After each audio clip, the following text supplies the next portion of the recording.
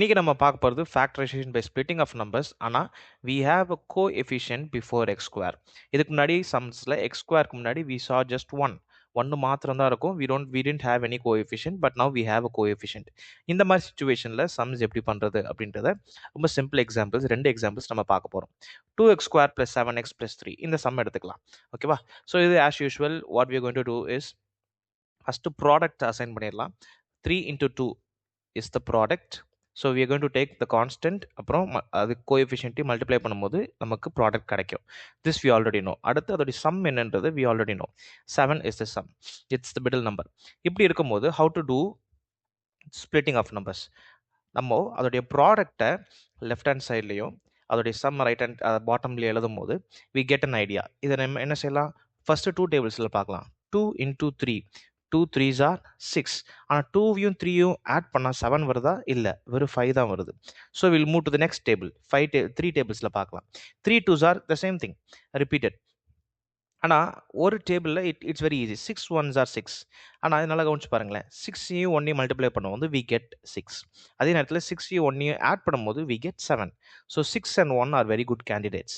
இதை எழுதும் போது நம்ம எப்படி எழுதுவோம்? ஒருவேளை இந்த சம்மில் கோஎஃபிஷியன்ட் எக்ஸ் ஸ்கொயருக்கு முன்னாடி 1 இருந்ததுன்னா will just simply right the answer as 6 + x + 6 அப்புறம் x + 1 அப்படின்னு சொல்லி சிம்பிளாக எழுதிடலாம். பட் ஆனால் இந்த இடத்துல we have coefficient 2.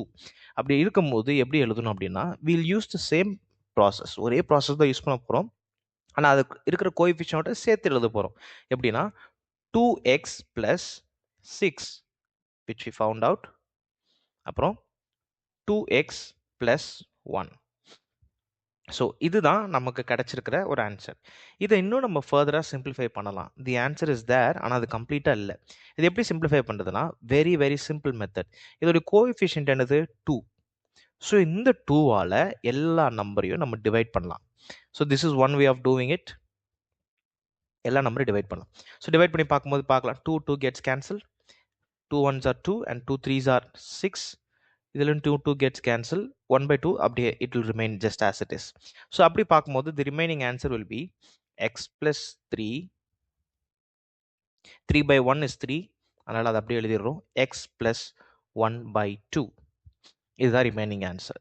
So this is the complete answer. இது வந்து இப்படி எழுதலாம். There is also another way we can write x + 3. இந்த 2x + 1 நம்ம பண்ணாமல் அப்படியே எழுதிடலாம். சின்ஸ் 1/2 இஸ் அது டிவைட் ஆல்ன்ற போது you can write just like that. இது ரெண்டுமே ஒரே ஆன்சர் தான். இது எப்படி வெரிஃபை பண்ணுறதுனா ரொம்ப சிம்பிள். எப்பவுமே எந்த சம்மையுமே when we find out the products we equate it with 0. So x + 1/2 = 0ன்னு போடும்போது எக்ஸ் இங்கே இருக்கும், இந்த 1/2 இந்த பக்கம் போகும்போது மைனஸில் போகும். ஏன்னா இங்கே ப்ளஸில் இருக்குது, இந்த பக்கம் போச்சுன்னா மைனஸ் ஆகும். x is equals to -1/2.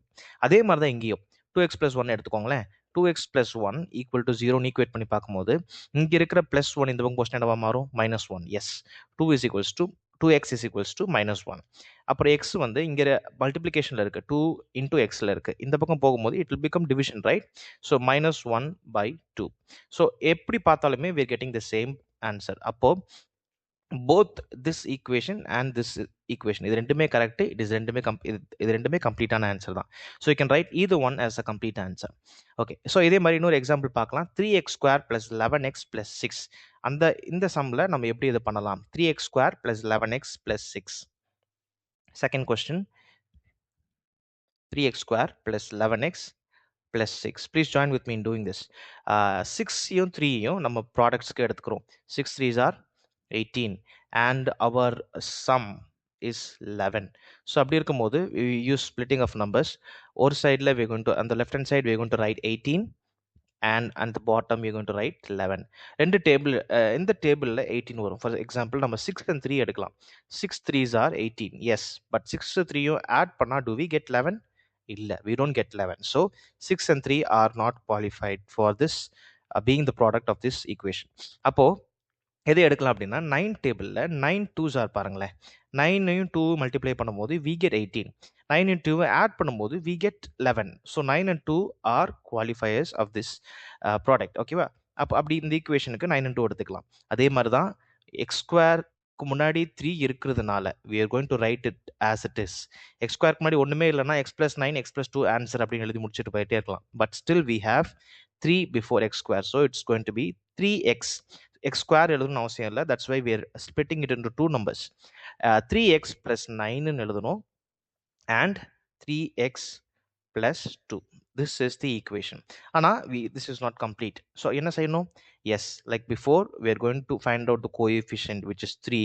அந்த 3 எடுத்து எல்லா நம்பரையுமே 3 ஆல டிவைட் பண்றோம்.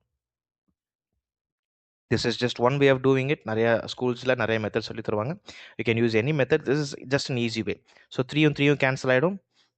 3 யும் 3s are 3 gets cancelled again. 2 by 3 remains just like that. Appo the final and complete answer will be 6 plus x plus 3 x plus 2 by 3. இதை எப்படியும் எழுதலாம் அப்படின்னா just like the previous sum, x plus 3 ஒரு ஆன்சரும், இந்த இதை 3x plus 2ன்னு அப்படியே அதை டிவைட் பண்ணாமலே அப்படியே விட்டாலும் it's still an answer. So both are correct answers. இது ரெண்டுமே it's just the same answers only. இது இன்னும் simplified version. So this is how we do the splitting of numbers if there is a coefficient.